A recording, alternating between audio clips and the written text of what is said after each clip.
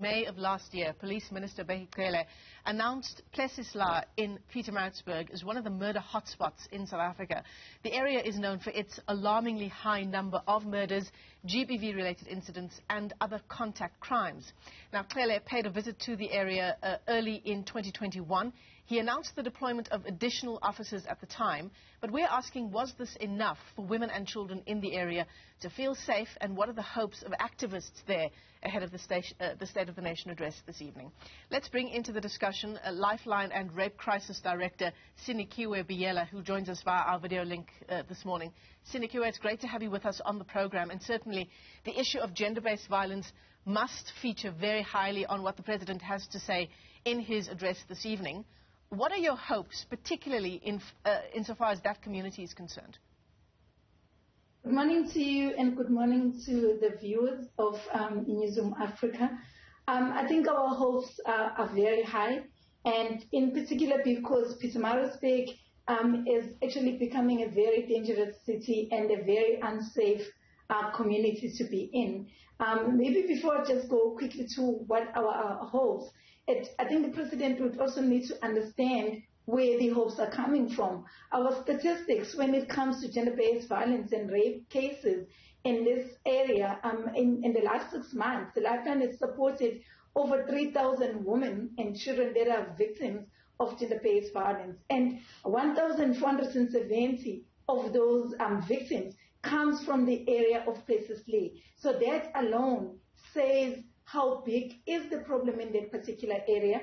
And 70% of these cases, they're involving children under the age of 18. And as the government, he is the one that should be protecting our children. And we feel that our children are not actually being protected in this particular area. So, of course, we are hoping that Cyril Ramaphosa is going to make sure that, because the biggest issue here is lack of action or proper and visible action by the law enforcement agencies. That could be your SAPS services, also the courts. We hardly see any convictions. People get arrested and they get released on the next day. And that gives an idea to the community that it's okay to commit these crimes. You can get away with it. Because so many people are out in the community, not arrested. Now the perpetrators themselves think actually they're safe. They can do this and nothing will happen to them. So I think, one, we're hoping that our justice system is going to be jacked up. We are hoping police and the courts are going to be held accountable. Because if there are no conviction and nobody is being arrested, why then nobody is being held accountable? As the country, we're paying people to do this work and the work is not being done. Yeah. So it is a big problem. Yeah. But the DNA is one of the biggest stones in this whole issue of gender-based violence.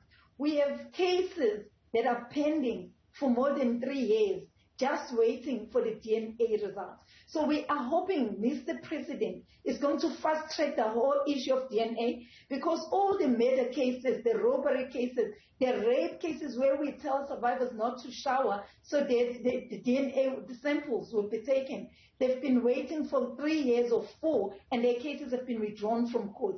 That alone tells perpetrators they can get away with it because no actions have been taken. So we are hoping the President, if they are serious about gender-based violence issues, we don't understand why DNA hasn't been actually, each province should have a DNA lab where all the cases of murder, of rape, of robbery is going to be actually examined in that lab. Why there's only one lab in South Africa? Why resources are not being put into each province to make sure that there's a lab? Even if the government can't build that lab, but why are we not partnering with private laboratories to make sure that there are labs where DNA can be analyzed? Because DNA is actually causing such a huge backlog, and it's like the government is paying no attention to the needs of the survivors of gender-based violence. Yeah, it's a question of saying all of the right things, but it not translating into actual tangible developments on the ground. Sinikiwe, I'm going to thank you for your time this morning. Thank you for joining us. She's with Lifeline and Rape Crisis. She's the director there.